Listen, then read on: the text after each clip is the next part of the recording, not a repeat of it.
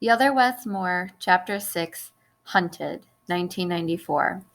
The steady flow of people entering the Northern High School gymnasium had slowed to a trickle as 3 o'clock start time for graduation arrived.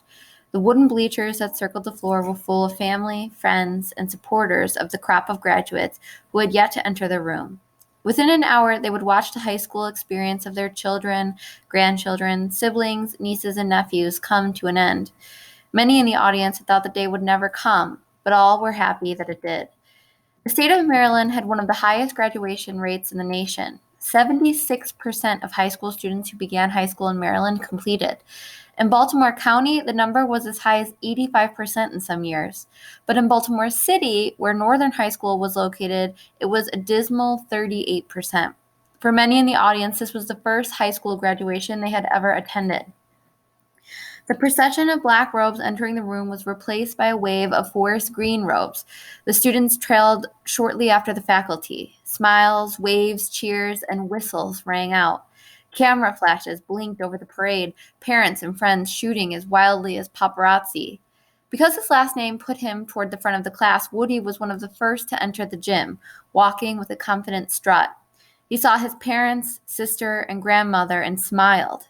He grabbed the edge of his green cap between his thumb and index finger and tipped it to them, a sign of respect and gratitude.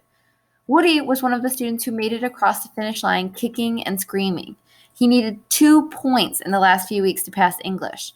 Gym was his favorite class. Every other class tied for last place. But as he entered the area where all the students were sitting to prepare for the ceremony, he knew that none of that mattered. All that mattered was that he was here. He had accomplished his mission of completing high school.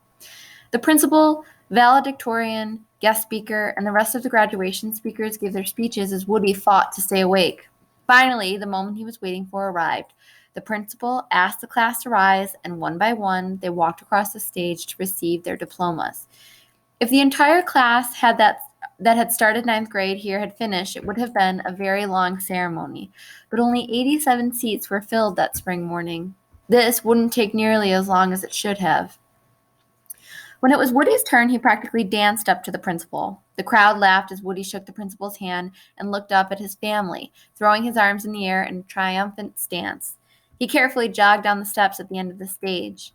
As he turned the corner and looked at the dozens of folding chairs where the graduates were sitting, his mind wandered to the people who weren't there. He thought about Damon, a ninth grade classmate who didn't make it to the end of the year. Day took a month off from school to care for his mother, who was sick with sickle cell. That month turned to 2, and finally Day stopped being a student. Woody thought about White Boy, his boy from the neighborhood who picked up a job working at a restaurant called Poor Folks. He was tired of school and decided joining the workforce was a better option. Most of all, Woody thought about Wes, who had stopped going to school 2 years earlier. Wes returned to Dundee Village 6 months after being locked up for the incident in which he shot at Ray. Wes caught 2 breaks that night. The first was that the bullet entered Ray's shoulder and went straight through. No major organs were hit, and Ray left the hospital a day later, so Wes was charged with attempted murder rather than murder. The second break was that Wes's case was sent to juvenile court instead of adult court. His attorney argued that he should be tried as a juvenile because, quote, he would not be a potential threat to the community, quote. Wes went back to school immediately after leaving the juvenile detention facility, the Baltimore County Detention Center in Towson. He enrolled at Lake Clifton High School in East Baltimore, but knew pretty quickly that he would not last long. He was 2 years older than the other kids in his grade from repeating a grade and losing time locked up. Teachers already dealing with overcrowded classrooms didn't have the time to teach Wes the basics that he'd missed. Wes's attendance became sporadic, and once his first child was born, he just stopped going. Not surprisingly, without a high school diploma or job training, and with a criminal record, Wes found it almost impossible to find a job to support his growing family. Alicia was living with the baby in her mother's house while Wes stayed with his aunt Nicey.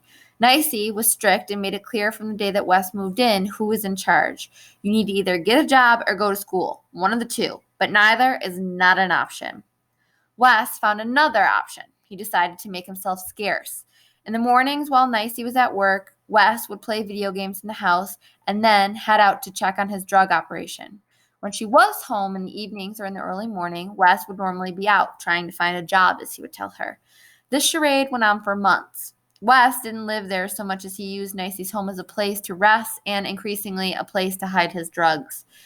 Wes had his entire operation organized with the precision of a military unit or division of a Fortune 500 company. The drug game had its own rules, its own structure. He was a lieutenant, the leader of his small crew. Everyone in the crew had a specific job with carefully delineated responsibilities. On the lowest rung of the ladder, and in most cases, the youngest kids on the team were the corner boys. These were the kids, sometimes as young as 7, but normally no older than 11, who served as lookouts for cops. They would huddle on the corners, and when they saw a cop or anyone who looked like a cop, they would yell, "Hey, Tina," or "Hey, Susan," or whatever name the crew had designated for the week. That way, they could alert the crew that the cops were creeping. But if the cops questioned them, they could simply say that they were calling for a friend and walk away unscathed. The hitters were the ones who dealt with the money. This job was very important for obvious reasons, and you needed to trust your hitter. This was also one of the most dangerous jobs because if the money ever came up short, the hitter was the one whose neck was on the line. Housemen were in charge of distribution. The drugs were usually cooked and cut in a house, and the housemen would have to make sure the sellers had their supply for the day.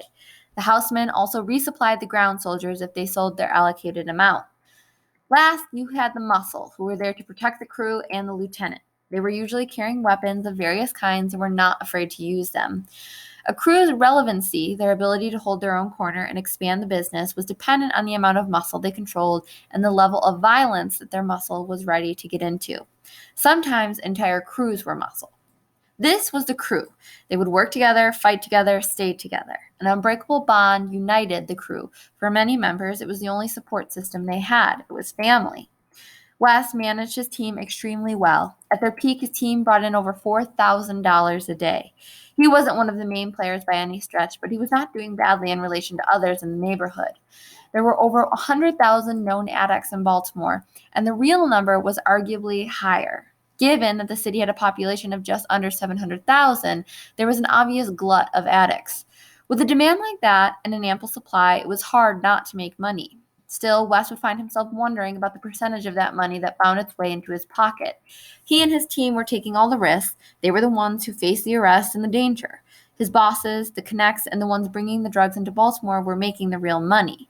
They never had to show their faces on the hard corners where the supply looked the demand in the eye. And it had started to become clear to Wes that the drug game was raw capitalism, an overdrive with bullets, a pyramid scheme whose base was dead bodies and ruined lives. Wes stood on the corner in Dundee Village. He no longer lived there, but he had a little operation there. He would bring drugs into the county because he could sell them for a higher premium than in the city. He was surrounded by some guys from his crew. His day was ending and it was 3 p.m., and he planned to pick up a girl from around the way to go to the movies. He had to get moving, but he lingered. He liked the feeling of holding down a corner with his boys. It was the one place that he felt safe, or at least in his element. Wes's green jumpsuit hung over a glossy green t-shirt.